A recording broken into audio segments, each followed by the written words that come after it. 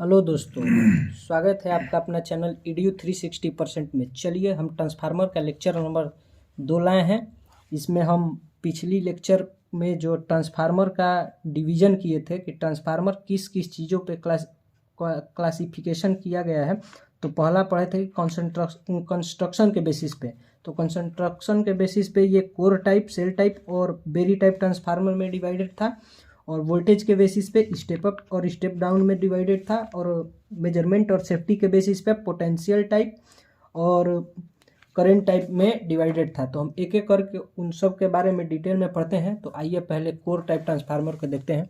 तो इसमें दिया है कि कोर टाइप ट्रांसफार्मर के निर्माण के लिए आई, एल तथा यू शेप की पत्तियों को परस्पर लेमिनेटिंग करके एक कोर का प्रोडक्शन करते हैं। तो देखिए, कोर टाइप ट्रांसफार्मर में पहले हम क्या करेंगे, कोर का प्रोडक्शन। वो कोर किस किस चीज से बनी होगी, तो आई, एल, यू शेप की पत्तियों से बनी होती है।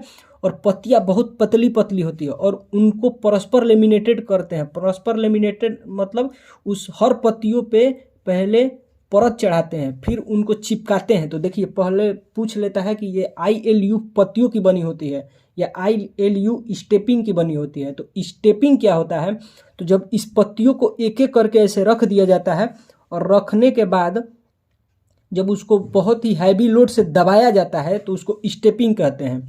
तो इस प्रकार के ट्रांसफार्मर को ही कोर टाइप ट्रांसफार्मर कहते हैं। देखिए, आई, एल, यू शेप की पत्तियों से मिलकर बना होता है। और लेमिनेटिंग करने का जो हम लेमिनेशन करते हैं वो हम देखिए, इंजीनियर का मतलब कि इंजीनियरिंग में आने का मतलब है कि उसमें मतलब कि बहुत ही ऐसा दिमाग लगाया जाए कि काम बहुत अच्छा करे और पैसा बहुत कम लगे। तो लेमिनेटिंग करने का मेन मोटिव यही है कि हम उसको ईडी करंट लॉस को घटा सके। ये नहीं है कि लेमिनेटिंग कर दिए कि वो बहुत ज़्यादा दिन तक चलेगा, नहीं, उसको उसमें ईडी करंट लॉस को घटाने के लिए लेमिनेटिंग करते हैं। और देखिए, एक एल शेप की पत्ती ऐसे है, एक एल शेप की पत्ती ऐसे है, ये दोनों को चिपका दिए तो ऐसा एक कोर बन गया। कोर टाइप ट्रांसफार्मर में ऐसा ही कोर होता है। और कोर टाइप ट्रांसफार्मर पे जिस पार्ट पे वाइंडिंग करते हैं उसे लिम्ब कहते हैं। इसकी संख्या 2 होती है। देखिए, कोर टाइप ट्रांसफार्मर में हम जिस पार्ट को वाइंडिंग करते हैं उसे हम लिम्ब कहते हैं। और कोर टाइप ट्रांसफार्मर में लिम्ब की संख्या कितनी होती है, 2 होती है। ये डायरेक्ट आर के राजपूत में ऐसे इसी टॉपिक से ही या ऐसे ही उठा के क्वेश्चन पूछ लेता है। और देखिए, आता है कि जब हम प्राइमरी वाइंडिंग से, देखिए, जब हम जिस वाइंडिंग से सप्लाई को जोड़ते हैं, जिस वाइंडिंग से क्या करते हैं, सप्लाई को जोड़ते हैं, उसे प्राइमरी वाइंडिंग कहते हैं। और जिस वाइंडिंग से हम लोड लगाते हैं उसे सेकेंडरी वाइंडिंग कहते हैं। चलिए आगे देखते हैं। आगे है, कोर टाइप ट्रांसफार्मर में फ्लक्स के फ्लो के लिए लो रिलेक्टेंस पाथ प्रोवाइड करता है। कोर टाइप ट्रांसफार्मर में कोर क्या करता है, फ्लक्स के फ्लो के लिए लो रिलेक्टेंस पाथ प्रोवाइड करता है। लोग यहाँ पे सोचेंगे रिलेक्टेंस पाथ क्या है, मतलब रिलेक्टेंस क्या है। तो रिलेक्टेंस कुछ नहीं है, जो काम रेजिस्टेंस करंट के फ्लो में करता है वही काम रिलेक्टेंस फ्लक्स के फ्लो में करता है। तो कोर टाइप ट्रांसफार्मर में फ्लक्स के फ्लो के लिए केवल एक रास्ता होता है। कोर टाइप ट्रांसफार्मर में फ्लक्स के फ्लो के लिए कितने रास्ते होते हैं, डायरेक्ट क्वेश्चन आता है तो एक रास्ते होते हैं। कोर टाइप ट्रांसफार्मर में वाइंडिंग कोर को घेरी रहती है, मतलब कि लिम्ब पे हम वाइंडिंग को लपेटते हैं, ना कि वाइंडिंग के ऊपर लिम्ब होता है। इसीलिए ये डायरेक्ट क्वेश्चन है कि कोर टाइप ट्रांसफार्मर में वाइंडिंग कोर को घेरे रहती है, नहीं कि कोर वाइंडिंग को। कोर टाइप ट्रांसफार्मर में प्राइमरी तथा सेकेंडरी के बीच में एयर गैप बहुत होता है। देखिए, कोर टाइप ट्रांसफार्मर जब हम पढ़ रहे थे तो उसमें हम देख रहे थे कि जो ये प्राइमरी है और ये सेकेंडरी है, इस दोनों के बीच में एयर गैप बहुत ज़्यादा होता है। और एयर गैप बहुत ज़्यादा होने के कारण जो फ्लक्स यहाँ से चलता है वो पूरा का पूरा फ्लक्स यहाँ तक नहीं पहुँच पाता है। जैसे मान लीजिए यहाँ पे 10 फ्लक्स चला तो यहाँ पे 8 फ्लक्स हुआ, और जो 2 फ्लक्स ड्रॉप हुआ उसी को फ्लक्स लीकेज कहते हैं। तो कोर टाइप ट्रांसफार्मर में जो प्राइमरी और सेकेंडरी के बीच में जो एयर गैप बहुत ज़्यादा होता है, इसके कारण जो मतलब कि फ्लक्स जो क्या होता है, फ्लक्स का मतलब कि ड्रॉप भी बहुत ज़्यादा होता है, लीकेज फ्लक्स का वैल्यू अधिक हो जाता है। और देखिए, इसमें नोट में 2 पॉइंट है बहुत important. Core type transformer high voltage application के लिए प्रयोग किया जाता है, मतलब कि core type transformer high voltage application के लिए प्रयोग किया जाता है। और दूसरे, हमारे आसपास जितने भी ट्रांसफार्मर लगे हैं, बेहिचक आप अपने आसपास जितने भी ट्रांसफार्मर लगे हुए हैं उसे कोर टाइप ट्रांसफार्मर कह सकते हैं। वो सभी के सभी कोर टाइप ही ट्रांसफार्मर होते हैं। बस जो वेल्डिंग के दुकान पे होता है वो कोर टाइप ट्रांसफार्मर नहीं होता है, उसके बारे में हम लोग आगे पढ़ेंगे। देखिए सेल टाइप ट्रांसफार्मर, तो सेल टाइप ट्रांसफार्मर क्या होता है? तो सेल टाइप ट्रांसफार्मर का प्रोडक्शन, देखिए सेल टाइप ट्रांसफार्मर में भी कोर होता है, लेकिन वो कोर कैसा होता है इस पे डिपेंड करता है। सेल टाइप ट्रांसफार्मर का प्रोडक्शन करने के लिए EIU तथा T शेप की स्टैंपिंग का प्रयोग करते हैं। कोर टाइप ट्रांसफार्मर, जो सेल टाइप ट्रांसफार्मर में जो स्टैंपिंग या पत्तियों का यूज करते हैं वो E शेप की होती है, I शेप की होती है, U शेप की होती है या T शेप की होती है। अब देखिए, दो E शेप की पत्तियां ऐसे ले लीजिए, एक ऐसे और एक ऐसे, तो इसके ज्वाइंट से एक कोर, मतलब कि कोर बनता है, ऐसा कोर। अब देखिए ऐसा कोर बनता है।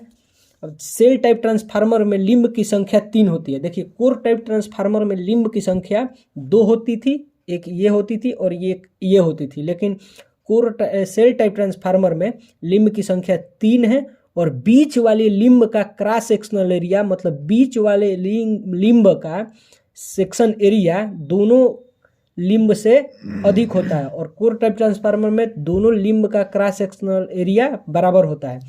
सेल टाइप ट्रांसफार्मर में लिंब की संख्या 3 होती है और तीनों लिंब में सबसे अधिक एरिया सेंटर लिंब का होता है।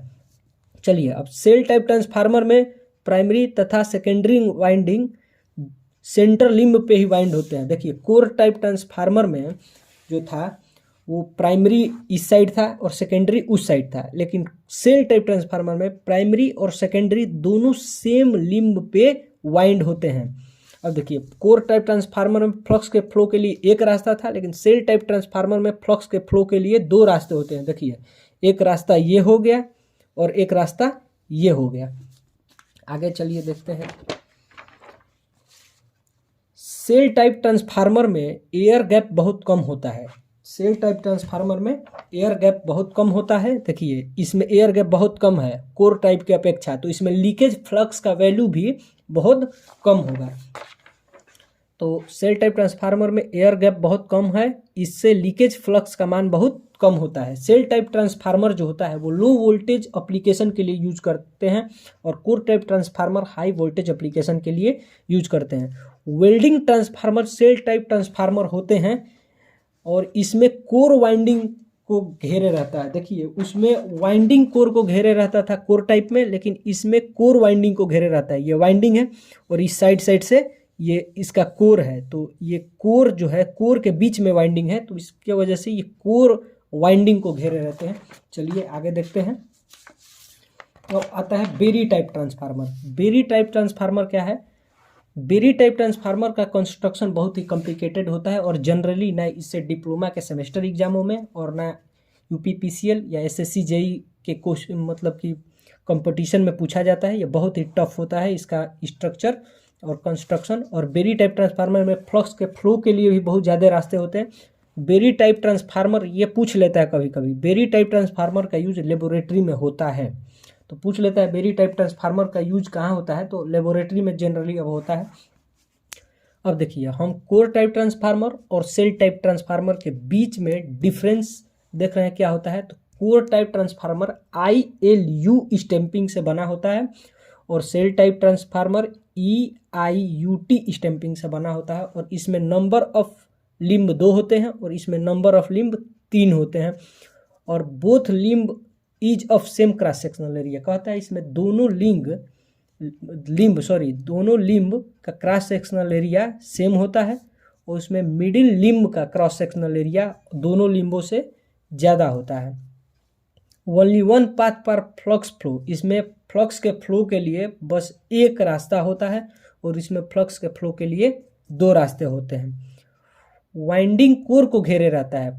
कोर टाइप ट्रांसफार्मर में वाइंडिंग कोर को घेरे रहता है और सेल टाइप ट्रांसफार्मर में कोर वाइंडिंग को घेरे रहता है। Air gap core type transformer में बहुत ज़्यादा होते हैं और air gap shell type transformer में बहुत कम होते हैं। Flux leakage core type transformer में बहुत होता है और flux leakage shell type transformer में बहुत कम होता है। प्राइमरी